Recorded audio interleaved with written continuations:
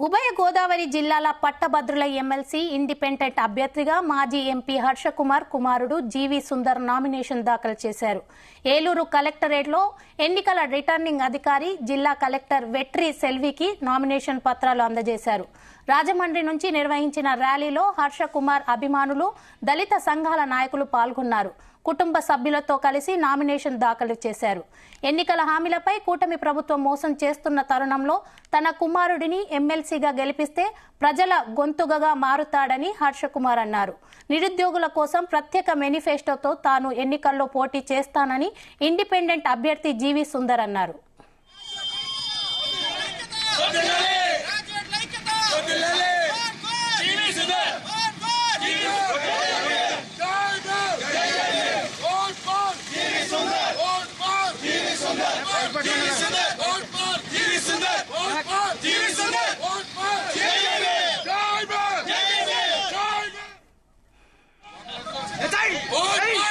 సుందర్, జీవి సుందర్ మా అబ్బాయి డెఫినెట్ గా గెలుస్తాడని నమ్మకం ఉంది.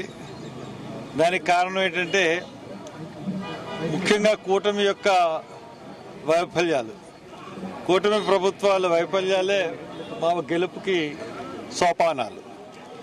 ఎందుకు ఈ మాట చెప్తున్నానంటే, నిరుద్యోగ యువతకి 3,000 నిరుద్యోగ భృతి ఇస్తానని చెప్పి ఈ రోజు వరకు కూడా 9 నెలలు అవుతుంది గవర్నమెంట్ వచ్చి, ఈ రోజు వరకు కూడా ఒకళ్ళకి కూడా నిరుద్యోగ భృతి ఇవ్వలేదు.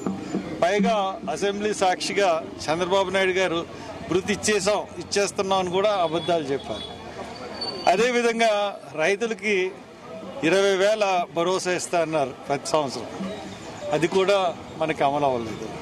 కానీ అన్నీ కూడా బుట్టదాకాలు చేసి ఆర్థికంగా బాగోలేదన్న పరిస్థితి మీరు హామీలు ఇచ్చినప్పుడు తెలుసు కదా.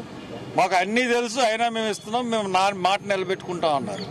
దీన్ని ప్రశ్నించే గొంతుకన్నది అసెంబ్లీలో లేదు, కౌన్సిల్లో లేదు.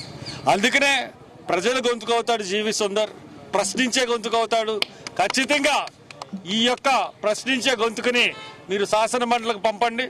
శాసన మండలికి పంపితే మీకు సేవ చేస్తాడు. మీ యొక్క అన్ని విషయాల్లోనూ ప్రజలకు తోడుగా ఉంటాడని తెలియజేస్తూ మేము నామినేషన్కి వెళ్ళబోతున్నాం.